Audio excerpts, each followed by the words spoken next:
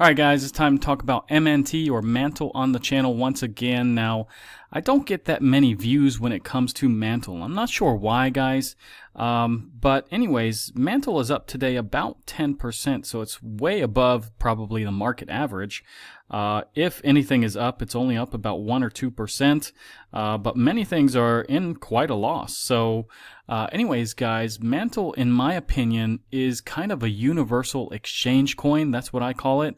A lot of places use it for launch pools or some specials that they have, guys. So it's really an interesting coin, I say. Bybit, for example, I think they have a launch pool with it right now. If you can get Bybit EU, which I can't, guys. I'm not a European Union citizen, unfortunately. But my wife and some of my friends, of course, they can.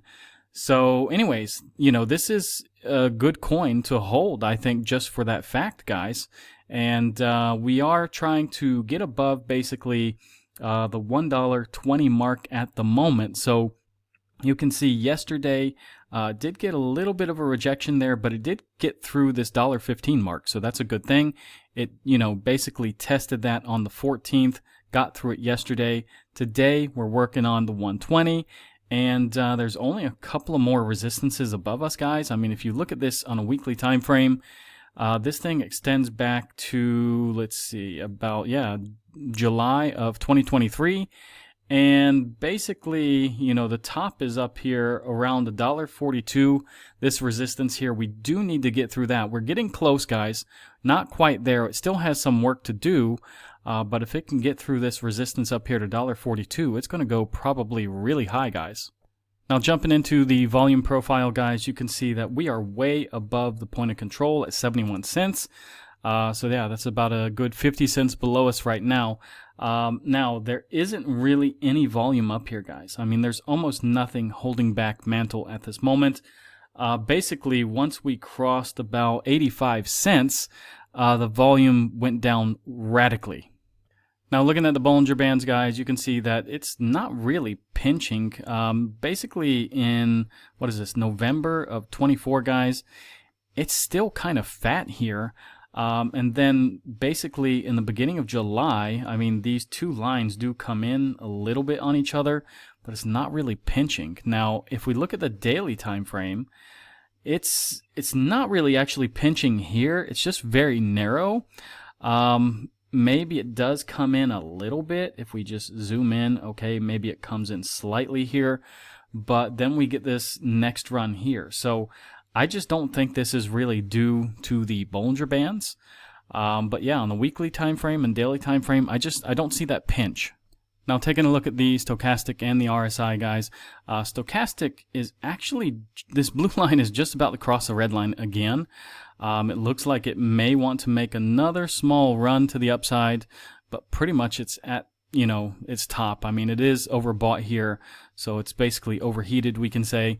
RSI is getting into that overheated territory. It's not there yet, but it's almost. We do have mixed signals on a weekly time frame. Now, the daily time frame, both are actually overheated, unfortunately. The 4-hour time frame, this is actually coming down. The blue line has just crossed the red line to the downside. Now, the RSI is pointed up, but it's right on the line of almost being overheated here. Now, the 1-hour time frame, this is actually coming out of the oversold territory. So that is actually good to see.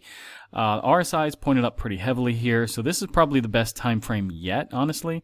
And the 15-minute time frame, this is overheated here on the stochastic, but the RSI is pointed up. So yeah, I mean, if we look back at the weekly, guys, I mean, and everything else, pretty much, it doesn't look that great with the higher term time frames. Basically, like I said, the 1 hour looks pretty good, but the 15-minute is overheated. So I don't really expect it to go up much higher than it already is. I mean, if we look at this, let's zoom in. Let's put this at least on a 4-hour. And yeah, I just don't see it crossing this line up here anytime soon, at least not until those other indicators kind of reset. Now jumping over to the MACD, guys, you can see on the weekly time frame it is pointed pretty heavily up here. We do have this green wave that is forming. We do have dark green candles, so that's a good sign too. Now, you know, it is kind of trending down. If I put a trend line like this, guys, we kind of need to get above this point here, I would say. So yeah, let's see what happens when we get there. Hopefully it's not a smaller wave. Hopefully we get a little bit larger wave with the blue line. Now on the daily time frame, let's take a look. Yes, we are in a green wave here basically. This is pointed very heavily to the upside. If we look at the entire history here, you know, it's almost at a point where that's the highest it's really ever been on the daily time frame. So let's see if we do cross that. I do believe we probably will. I think there's going to be a little bit more excitement in Mantle. And that's due to the fact it's just a great utility coin. I mean, everywhere is using it. For example, CoinX, they just had like a launch pool as well that had MNT in it. So, and XT.com, which I don't recommend, guys, because they stole my Casper. They also had something, I think like a launch pool or something like this. I didn't put my MNT in it actually because I was afraid to, due to that fact that they stole my Casper. So, yeah, I mean, a lot of places are using it, you know, and it does have a lot of utility. Now, jumping into the tokenomics of Mantle, guys, it's a number 42 coin. It's up about 9 or 10% today, basically, in the last 24 hours. Now, you can see my holdings here. I do have a little bit, of course. It does have this odd max supply number, and the total supply, that's all been created, guys. So that's a good thing. A little bit more than half of this is circulating, so it's still not that bad. Now, all-time high, $1.54, so you're only 21% down at the moment. This is one of the better coins when it comes to percentages down. This is looking pretty good. Now, if you bought it at the all-time low, guys, 2 years ago, congratulations. I'm not sure actually when I bought this coin, but yeah, I mean, originally I just bought like 100 of it, and I've gradually grown up to about 300, so a little bit more than 300. I would like to get more even, so this is just, you know, this is going to be a big coin, I believe. It's going to shock probably the crypto market. Now, before I go a little farther in this video, guys, you can claim some bonuses on my favorite crypto exchanges below. I have partnerships with 10 exchanges, guys. Also, you can find Moodix here. You can get a free 7-day trial, and you can follow me on X here, guys. Now, jumping into Bitcoin here, we have this trend line, guys. It did break down yesterday, basically from this trend line. Unfortunately, we struggled to get back above it. And yeah, we did get some bad macroeconomic numbers, unfortunately. Today is slightly green, but we'll see where this ends up. We don't want to move too much on the weekend, guys, because we will form a CME gap. So I don't think one has really been formed right now. I could take a look, but this has barely budged, basically, as we see. So yeah, Bitcoin is pretty dead today. Now, taking a quick look at Ethereum, it is also not doing too much here. It's sitting around 44.35 or so. We do have a slight red candle. Basically, support is down here at 4,300 on a weekly time frame, but this Fibonacci to the upside, if it goes above 4640, basically, it will actually get out of this Fibonacci, and then you just have two more real resistances up here before it makes new all-time highs. Now, jumping over to the total market cap, guys, it's at 3.92 trillion, so it is trying to get above this on a daily time frame. That's this orange line. And let's see if it can do it later today. So it is struggling a little bit, it looks. Now, the total market cap, this is on a weekly time frame, guys. If we can seal tomorrow night from Sunday to Monday a candle over 1.62 trillion, that would be a good sign, guys. That would signal that we're going to see a lot more upside. So right now, we have struggled. We have gotten as high as about 1.69, 1.7 trillion total market cap excluding Bitcoin. But still, we are in the green, so it's not too bad. But yeah, it may take one or two tests here before we break through. Now, the Bitcoin monthly returns chart, this has gone down a little bit. We're sitting about 1.5% up for August. Now, this is a little bit below the average, but still, we are positive. Now, we've already had 3 August in a row that were red. Before that, we also had, 3 August in a row back in 2014, 15, 16. and then you had a mega upside month. So I don't think we're going to see anything mega this month. We're already halfway through it. But you know, maybe something between this right here, like 2020 or 2021 could happen. Now, if we look at the quarterly returns for Bitcoin and Ethereum, guys, Ethereum is just really doing a great job in the last couple of quarters. But still, Bitcoin is not doing too bad. Almost 40% up. Did lose a little bit yesterday. But yeah, Ethereum definitely has, you know, stolen the show. Jumping over to the Bitcoin dominance, we are getting a little bit of a red candle today. Yesterday was kind of this doji candle where you have a big wick to the upside and one to the downside. You know, we're sitting right in the middle between resistance and support. I do expect this will eventually trend down. Maybe it consolidates though here for a little bit. But yeah, let's take a look at the USDT dominance here. Now, yesterday actually ended up green. I'm a little bit surprised because yesterday it was red.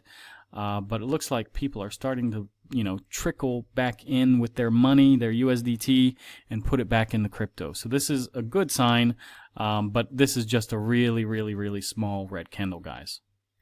Now, the altcoin season index did finally update. It went from a 53 to a 49, so it is, you know, trending more towards the Bitcoin season, unfortunately. But yeah, I do think we'll be back to altcoin season soon. Now, liquidation heat map, only 380 million have been wrecked in the last 24 hours. Not too bad compared to a couple of days ago where we had like 1 billion that were wrecked. Now, fear and greed, 56 today. It did go down from a 60 yesterday. So basically in the last 2 days, it's gone down like 19 points. So we're still sitting in greed though. But this is a much better number in my opinion. Now, bull market peak indicators, nothing has changed, guys. Pi cycle top indicator, again, nothing has really changed here. This green line isn't really curving to the downside. And, you know, this orange line is trying to get, you know, trying to cross this green line. But if this green line is trying to avoid it, it's going to take a while. Now, next week, there isn't really too much when it comes to the economic calendar. Monday, there's really nothing. Tuesday, you just have Atlanta Fed GDP Now Q3. Wednesday, we have Fed Waller speaking. We have the FOMC meeting minutes. We do have Bostic speaking, and there is the Jackson Hole Symposium. So who knows what will be said there. On Thursday, we have Bostic speaking again. We have jobless claims. We have Philadelphia Fed manufacturing, S&P manufacturing, composite and services, all PMI, and U.S. leading index. And of course, we have the Jackson Hole Symposium. Friday, Fed Chair Powell is speaking, and you have the the Jackson Hole Symposium, which will continue, I think, for the third day. I'm not sure. I think it'll just be 3 days, though. Now, unfortunately, with Moodix, yesterday did end pretty red. So the sentiment for risk on is fading, unfortunately. Yesterday, I think during my final video, I think both of these were pretty green. But still, the sentiment is risk on. So for now, you know, that means crypto assets. So let's see what happens next week. You know, economic news, there's not going to be much. So I don't expect anything to really happen with Bitcoin due to the economic calendar, basically. Now, looking at FedWatch tools, nothing has really changed, actually. There's still a 92% chance that we're going to get a quarter point cut. Of course, you know, the other day on Thursday, we lost the talk of about a half point cut, which basically this number was on the other side here. And yeah, so let's see what happens. There's still a lot of time, guys. There's still 32 days, and we still have one more CPI and one more PPI before then.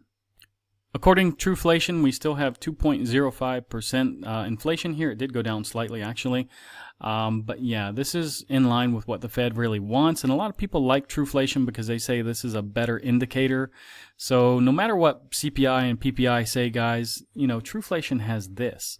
Now, taking a look at the crypto bubbles, not too much is in the green. Of course, MNT looks like it's only 9% up now. But OKB continues to go back up. So this is interesting. And yeah, just a few cryptos in the green, unfortunately. Now, if you want to stake your, well, Aerodrome Finance, I just made a video on that last night. You can check that out. But if you want to stake your MNT, just go to Earn here, and you have to type in MNT, and it will show you all the deals that are here for MNT. So Looks like it doesn't want to cooperate with me at this moment. I just clicked on it. But anyways, guys, it doesn't matter. You can do your own homework there. And anyways, if you like this video, guys, like, subscribe, activate the bell, share this video with your friends. Like I said, check out those deals that I do have below in the description. It really helps me out if you use my links. Of course, there is commission, guys, but it's very, very, very small. It's really pennies for most of you guys. So, yeah. Anyways, I really thank you, and I'll see you guys in the next one.